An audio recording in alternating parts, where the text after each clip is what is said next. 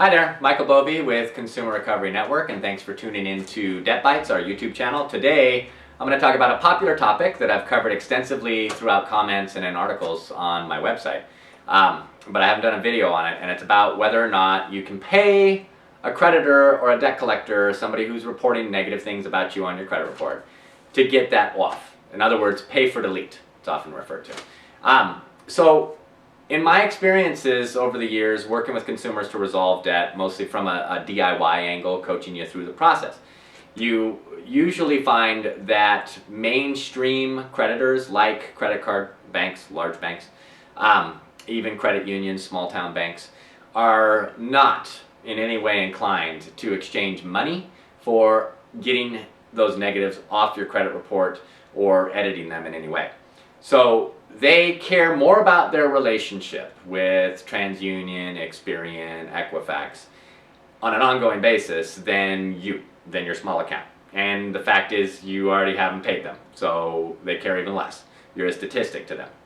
They're not going to engage in some kind of regular practice that will damage their relationship with the credit bureaus that they rely on for all kinds of decision making that they have, rather than give you some kind of benefit. So the fact is, most of the time, you couldn't pay a creditor 3 times what you owe them in order to get a negative off your credit report. But there are a few weird little exceptions, okay? So as a large topic, credit cards, probably not.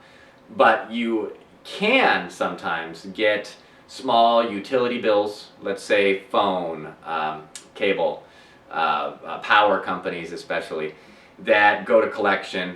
You can often get those paid up to current and get them to remove those things. It's not something that you often will see given to you in writing, but it's kind of a, quid pro quo, wink wink, hey, just give us the money, we'll get this off, we'll remove that.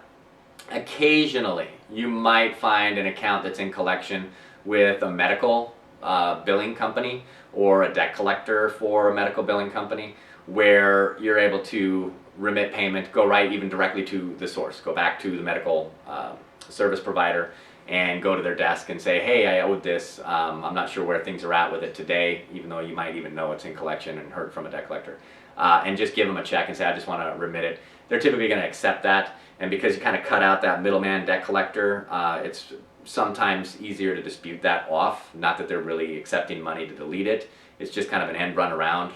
I see that happen with small medical bills sometimes.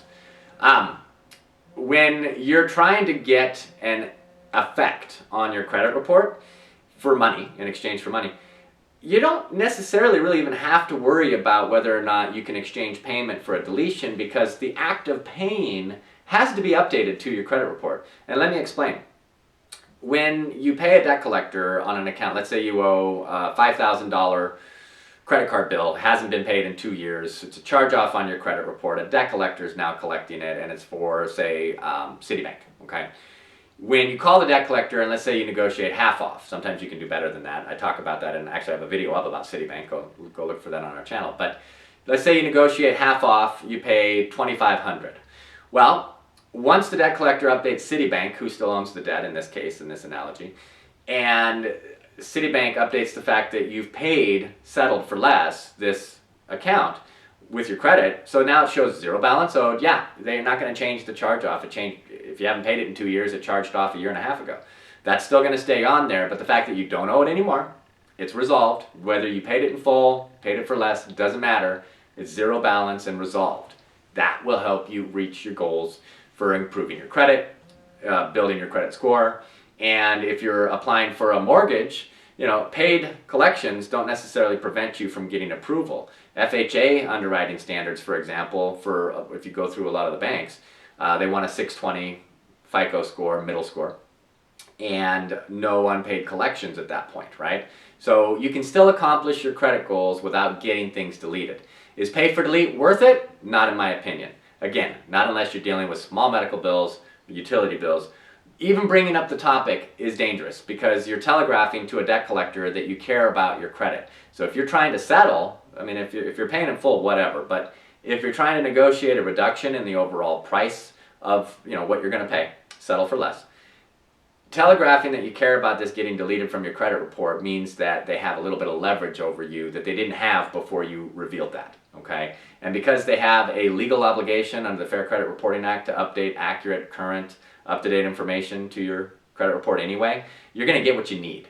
So I'm not a big fan of telegraphing that you have a specific goal or need in mind when you reach out to pay a debt that's gone unpaid for all those years. As far as like kind of in the Mythbuster spirit, does pay for delete exist? Sort of. Mostly busted. See you on the next video.